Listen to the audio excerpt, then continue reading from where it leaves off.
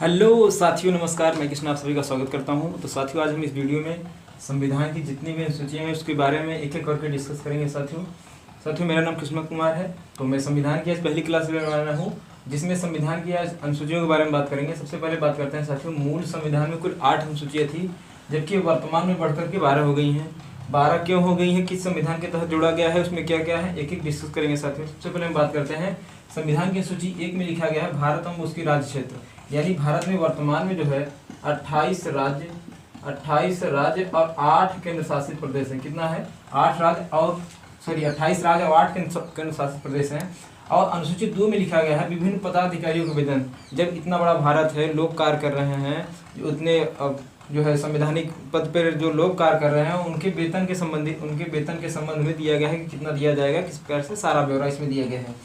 और अनुच्छेद 3 के तहत विभिन्न पदाधिकारियों के शपथ के संबंध में, जो भी संवैधानिक व्यक्ति हैं, कोई भी राष्ट्रपति, उपराष्ट्रपति, प्रधानमंत्री, सीएम, राज्यपाल, सभी का जो है शपथ किसके तहत लेंगे, जब उस पर जो है किसी भी कार्य करेंगे, तो विभिन्न पदाधिकारियों के वेतन के संबंध में अनुच्छेद 3 में शपथ के संबंध में दिया गया है। और अनुसूची 4 में है राज्यसभा में सीटों का आवंटन जो किया जाता है, अनुसूची 4 के तहत किया जाता है। अनुसूची 5 में दिया गया है सुप्रीम एससी और एसटी, इसको कहते हैं अनुसूचित जाति, इसको अनुसूचित जनजाति के प्रशासन और नियंत्रण के संबंध में। जो दक्षिण 7 सिस्टर्स हैं, वहाँ पे काफ़ी ज़्यादा जनजातियाँ पाई जाती हैं, और वहाँ के प्रशासन और नियंत्रण के संबंध में। अनुसूची 6 में दिया गया है असम, मेघालय, त्रिपुरा, मिजोरम की जनजातियों के संबंध में विवरण दिया गया है।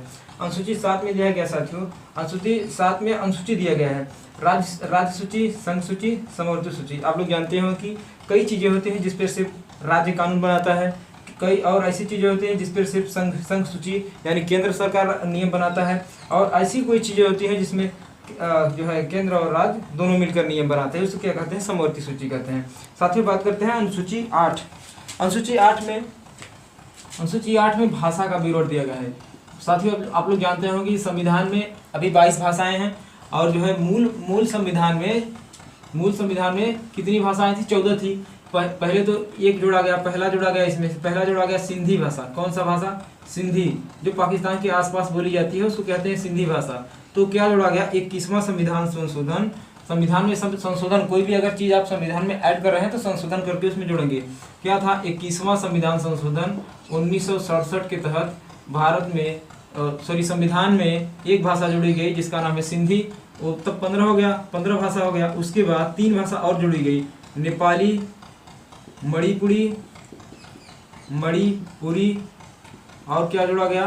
कोंकणी। क्या जोड़ा गया? कोंकणी।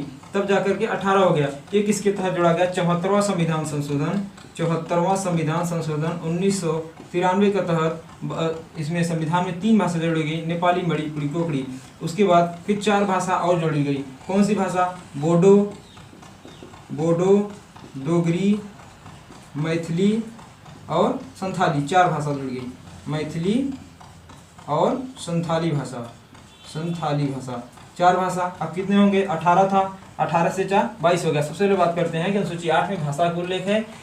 पहले संविधान में 14 भाषाएं थी, एक भाषा जोड़ा गया जिसके नाम है सिंधी। 21वां संविधान संशोधन 1967 के तहत जो है संविधान में सिंधी भाषा जुड़ी गई। उसके बाद फिर 15 हो गया भाषा। उसके बाद फिर 3 भाषाएं और जुड़ी गई। 74वां संविधान संशोधन 1993 के तहत नेपाली, मणिपुरी, कोंकणी, ये 18 हो गया। उसके बाद 74वां संविधान संशोधन 1993 के तहत 4 भाषाएं जोड़ी गई जिसका नाम था बोडो, डोगरी, मैथिली, संथाली। उसके बाद साथियों, उसके बाद इसको इरेज कर देते हैं यहाँ। उसके बाद आता है 9वां क्या है? 9वां साथियों भूमि अधिग्रहण से संबंधित है, कि जो है हमारी संपत्ति हमारी नहीं बल्कि राष्ट्र की है। साथियों, जब भारत आज़ाद हो गया था तो हर जगह हर चीज़ का निर्माण हो रहा था, तो भारत में क्या है, रोड बन रही थी, क्या नेशनल हाईवे बन रहा था। तो उसमें अनुसूची 9 में लिखा गया है कि हमारी संपत्ति हमारी नहीं बल्कि राष्ट्र की है, अगर उसको जरूरत लगेगी तो वहाँ ले लेगी। भूमि अधिग्रहण से संबंधित है, भूमि अधिग्रहण। इसमें कहा गया कि हमारी संपत्ति हमारी नहीं बल्कि राष्ट्र की है, अगर उसको जरूरत है, रोड बन रही है, पार्क बन रहा है, सब कुछ बन रहा है, रेलवे जा रही है, तो वहाँ वो ले सकती है। 10वां है, 10वें अनुसूची में साथियों क्या है? दल बदल से संबंधित है। क्या है? दल बदल। दल बदल से संबंधित है। दल बदल क्या है? दल बदल क्या, कौन सा वर्ड है? दल बदल संबंधित है। दल बदल ऐसा वर्ड है, जैसे मान लीजिए किसी राज्य में सरकार बन रही है, मान लीजिए अगर 250 वोट 250 सीट अगर किसी के पास है तो वो अपनी पूर्ण बहुमत के साथ सरकार बना लेगी। मान लीजिए मान लीजिए इसमें दो टीम खड़े होंगे, ए और बी, मान लीजिए ए और बी। अब मान लीजिए ए पाया है 249 सीट, और मान लीजिए ए वाला सीट मान लीजिए कुछ 100 सीट पाया है, ठीक है, 100 सीट। अगर इसमें का एक विधायक सोचे कि इसमें का छलांग लेकर हम इसमें आकर 250 कर दें और इसकी सरकार एक ही सरकार बन जाए, तो ऐसा अब नहीं होगा।